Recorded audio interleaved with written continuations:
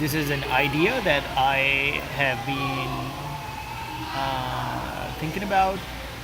Perhaps doing gardening has something to do with it, and it's a work in progress idea. As I haven't thought a lot about this, and I'm thinking of merging a couple of developments. There's a bunch of ways to do this, and I think I'm not sure, but most of the agriculture in the future is going to be done close to the cities. I'm guessing till a point till the hyperloop system or some very fast and efficient means of moving cargo and people has a worldwide network. I think till that point, agriculture is going to be done largely close to the cities, or either that, or we're going to rely on the rail networks in order to be able to move the cargo and goods. So I think I don't know what's going to be the actual like how it's going to materialize, but I think world hunger is a very solvable problem, and it's going to require a couple of strategic interventions, for lack of a better word, in order to be able to disrupt how we do industrial farming today. And I think the focus should be on the nucleus, via which the problems are being solved. So meat is a different problem, and different kind of meats are different problems, because you have seafood, which oceans may be dying, so it's going to be a big problem. Because the oxygen's running out in the ocean, so that's a big. And then beef is another big one, because it's one of the major contributors to climate change. Beef in particular, or the way beef is industrial farming of beef, and so other means of procuring or farming different kinds of nutritional sources of meat. Like I said, has different categories, different kind of foods, or sorry, plants and trees have different ways of you need different ways of growing it. Like there's all these unique things you got to consider, like with plants and with different kind of plants, and then trees and different kind of trees. So that's why I say, like, the nucleus has to be defined when it comes to each one of these developments. And the idea that I'm sharing can work for plants, could work for trees, but this would be mostly for plants. So you could grow like smaller crops, like peppers and zucchini, and perhaps peas, and maybe corn. I'm not sure. And like you could grow a lot of staples whereby the size of the plant isn't necessarily too big. There may be a way to put, like I said, plants and trees on this such a construct. So I'll get to the idea. It's a little different, but and all the images I'm using are labeled for reuse, so I don't want to get in trouble sharing. So we have a Ferris wheel, and the like, so windmills have architecture right now whereby the propeller is. Do you guys want to sit? No, don't worry. We're just going to the. Oh, okay. Oh, no worries. Oh, okay. See ya. So Ferris wheel has a so the windmill.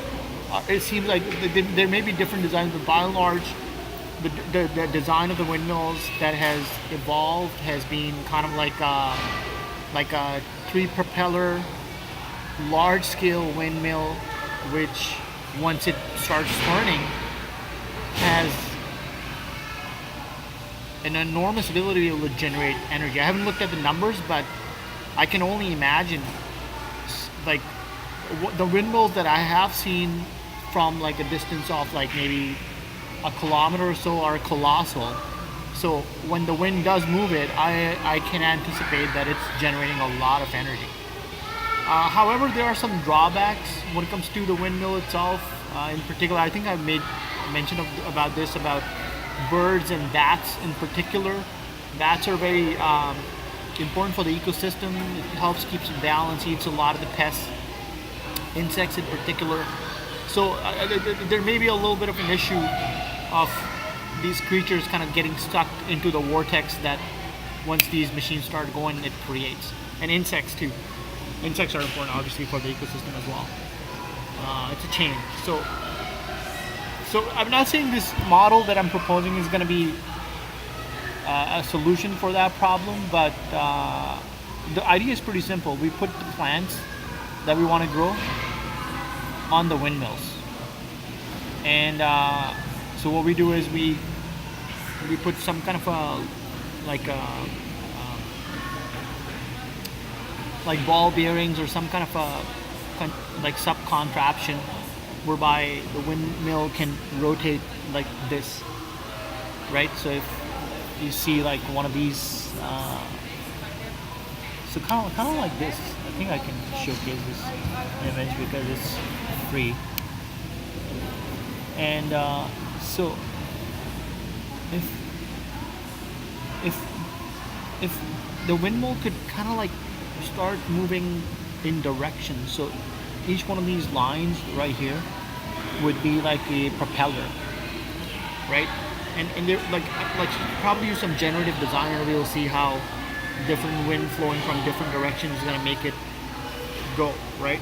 So if the wind's blowing from that way, you don't want it to stay this way, or maybe you do, I don't know, but you want it to be facing in the direction of the wind, so it's the propellers are picking up and they start spinning. However, what we don't want is, I don't know, I'm thinking, at least not till advanced genetic techniques have been developed, we don't want it to move too fast, and we probably don't want to move it too slow because it's not going to be generating the energy. So you want to do some calculations, or you'll see what would be the rate at which it would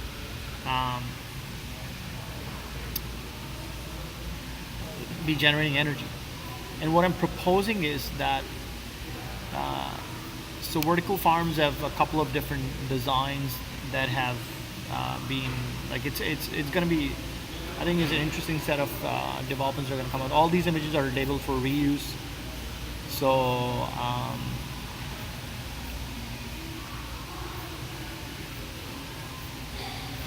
what I'm thinking is we modularize the subunit of how a crop is going to be grown, and we put it in like containers, and then robots will take these containers, and when the wind is low, these containers would go on top of the propellers. So if the propeller is kind of like this and it's on an angle, then some kind of contraption can be created to start putting modularized units on the propellers, and the crops would grow. So the windmill is going, but the crops are also going. And ideally, an aeroponic facility whereby the crops can go in air would be ideal, so it doesn't have to rotate the weight of the sand, soil, or water for hydroponics even. It's just rotating its own weight, or spinning its own weight, and the weight of some of these plants, which will amount to something as you keep adding to it. So you could like experiment with different sizes of the design and whatnot. I'm actually thinking of putting these windmills in the desert. I don't know what portion of the earth is desert.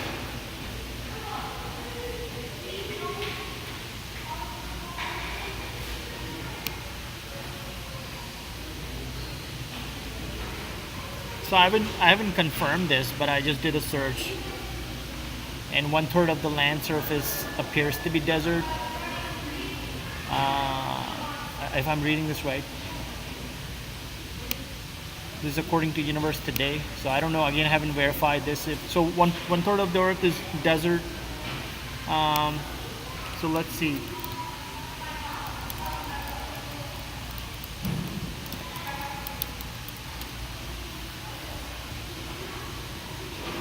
So I'm searching for wind flow in or through the deserts. I'm only going to use images that are labeled for reuse. Doesn't look like I can actually bring up, or maybe I can.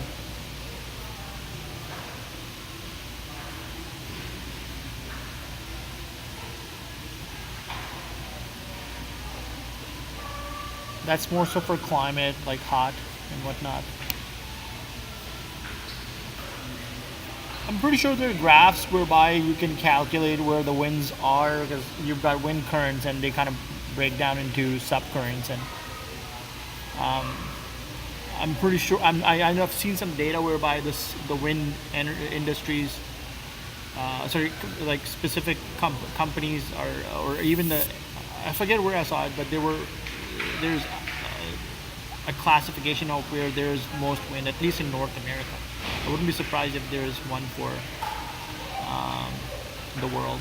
So what we do is we create these this invention that I'm referring to, and what happens in the desert is the sand is shifting all the time. So you have sand dunes, and so you may come back like a couple of days later. I've been to a desert in Pakistan, but it was like kind of like a Mohenjo-daro kind of area, which is kind of like ruins. There were ruins there, so I didn't really get to see the desert, but I know there's desert there. I don't think I saw a desert in Texas when I was there. I haven't seen a desert in person. I don't think so. Even when we're living in the Middle East. Yeah, I haven't seen a desert personally. But I know I could be wrong, but the sand's shifting and the landscape's shifting all the time because of the wind. So what we want to do is with this contraption or this device that's going to be created, its base is going to be very stable. And there's going to be gyroscopes here. It's going to self-adjust and balance kind of like itself out, like based on how it's moving and how it's rotating and while it's doing both of those things. And its base is going to be made out of a robotic structure. There's going to be solar panels around to be able to provide excess energy if these machines need it. And at least for the foreseeable future, they're going to be made using standard materials, whether through existing manufacturing process or a combination of additive manufacturing. I think like 15, 20 years out, we're going to start building more with synthetic biology, perhaps with advanced genetic techniques. But for now, it's going to be regular materials. So then there's going to be these robots as the base of this. If this was the unit, the base would be like right here. And because the sand is shifting and the landscape is shifting all the time, what the base could do is, if needed, it could move to another location, and it could also adjust itself in such a way. Oh, this is a good image. I wouldn't put wheels on it. I would just make it kind of like go like this, because the wheels are gonna dig into the sand. There's a bunch of ways of doing that actually.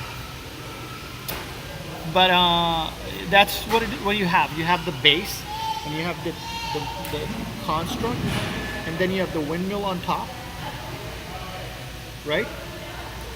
If there's something strong enough, you could even have like I don't know how the physics would play out. You could like shoot something from the side and have solar panels on one side, and have the wind with crops growing on these things on the other side.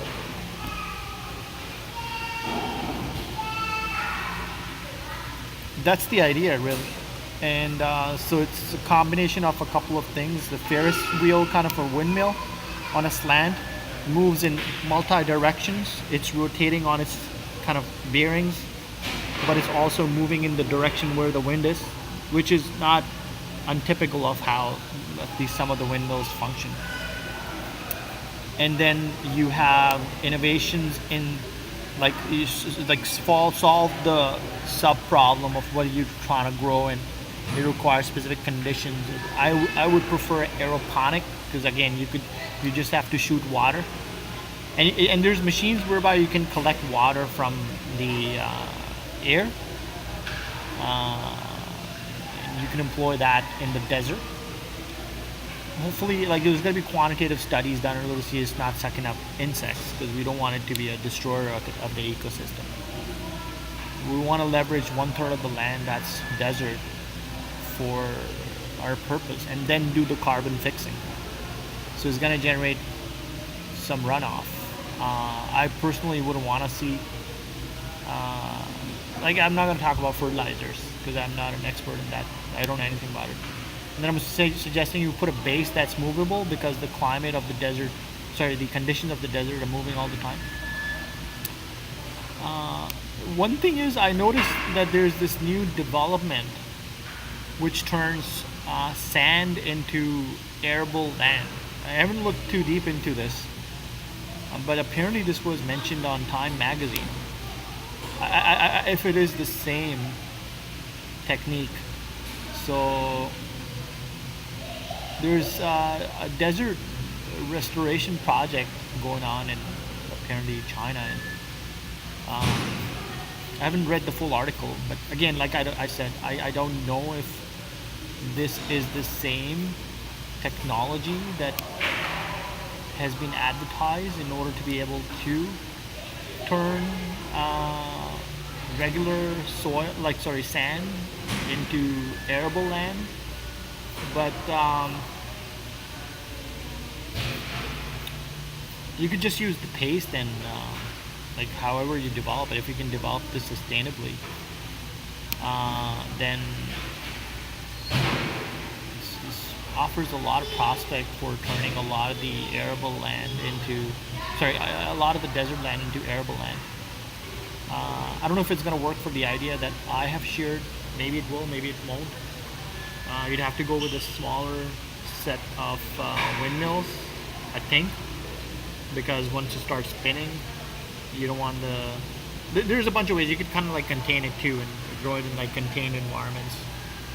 And the opening would be modularized or self-adjusting, so the trees or the plants start coming out and it's enclosed. So when it does rotate, or when it does spin, then the soil doesn't come out, and plant itself only needs wind. You don't want it to move too fast, because we don't know what the impact on the buds are going to be. So maybe they're going to start falling off when the pressure is too much. So like I said, the tempo is actually the right word. The tempo at which things are spinning would need to be factored in when it comes to this. But it's one of the ideas that I had of combining a couple of technologies in order to be able to grow more food and grow it more sustainably. And I think that's the idea. Maybe this idea will mix and merge with other ideas, and something else is going to come about as a result of this. Thanks for watching. Adios, novels.